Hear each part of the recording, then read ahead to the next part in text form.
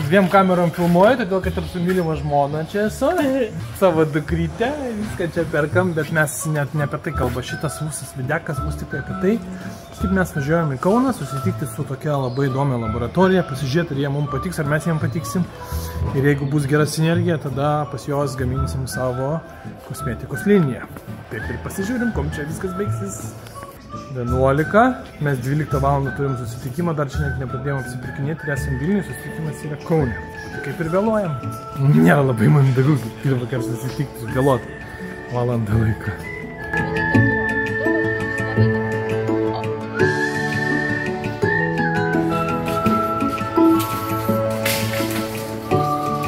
Nu, gyva, labai esu laimingas, patenkintas, pabendravęs su komanda nauja.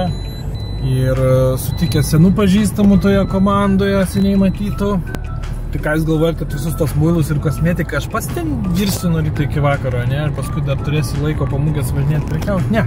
Jau yra susiformavę, kaip sakyt, praktikos, turi viską daryti gyvenime efektyviai.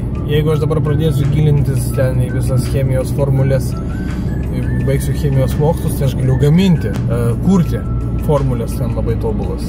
Bet daug lengviau yra palikti šitą darbą specialistams ir su jais tik tai bendrauti, kaip sakant, išreiškiant tai, ko tu nori. Tada, kai tu sukūri tas formulės, gaminti reikia, taip, kas gamins? O aš maišysiu ten kibirais.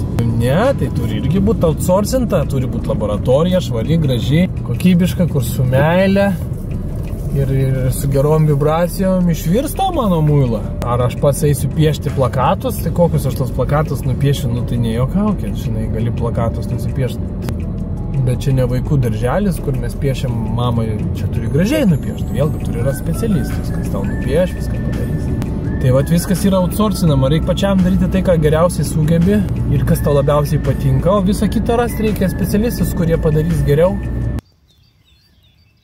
Akmenuką valgai. Nepataikė.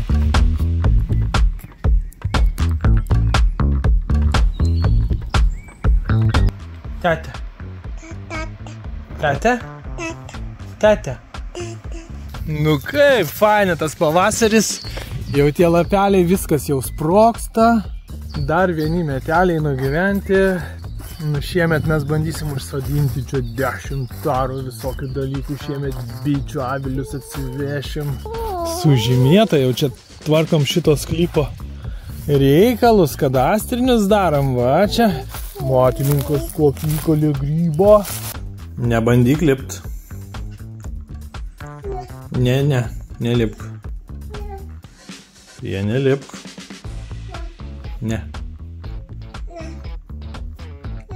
O, koliukas čia yra kaip prie jūros toks, ne? Ir pažiūrėkit, koks yra stilistika mano gamtos. Kuo mažiau modifikuoti, kuo mažiau kištis. Visi medžiai kaip augo, taip augo. Jie yra tik tai minimaliai aptvarkyti, kad būtų galima praeiti, tik tai ten, kur reikia. Šita žolė yra pjaunama retai. Todėl, kad čia yra prisodinta laukinių, dirbtinai atsodinta, nes čia visieną namuką statėm, truputį buvo šarta, grevėjai, visokie padaryti komunikacijos suvestas. Tai tada aš užbaršiau laukinių sėklų, žiedų visokiausių, žydinčių gėlių. Tarp jų matom čia dobliukai va pirmi šauna, kitur kita kultūra įsitvirtina. O čia mes matom kaip prieš tai, koks buvo laukas, tai čia ivančiajus susirauga. O čia, kur buvo šarta, viskas atsodinta. Aš ką darau, aš nerengu jokių šakų. Va, čia nuo medžių krenta pastovi šakutės, mes matom, aš jų nerengu. Ir jų nėra, mato, čia jis kažkur išnyksta, kažkas jį surinka, gamta pati suvalgo. Ir retai pjaunu, tam spėtų atsisodinti tos. Čia labai daug yra vienmečių, gėlyčių. Mažyčių, jinai turi sužydėti, jinai turi žiedą sukrauti. Ir jeigu tu per dažnai pjausi, tai bus labai graži veja, bet bus visiškai 10 kartų mažiau gyvybės čia juose.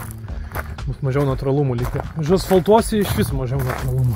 Bet va pasižiūrė į šitą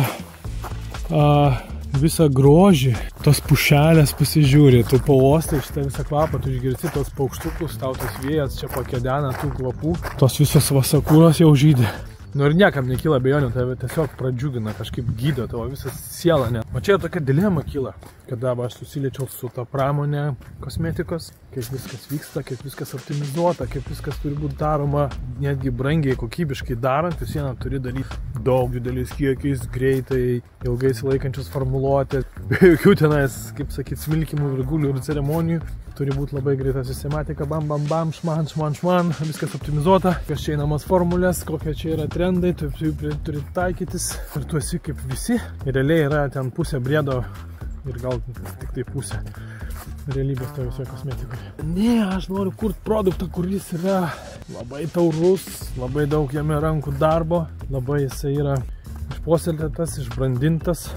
Nežinau, ką čia brandintas sūris, paprastas sūrio ten gali nusipirkti už ten kelis eurus ir gali ten labai brangaus į gerą nupirkti brandinto. Arba gali nupirkti ten kokį nors plastikinius lietvamzdžius, arba gali užsakyti, kad tau iš vario padarytų rankų darbo su inkrustacijom ir panašiais dalykais.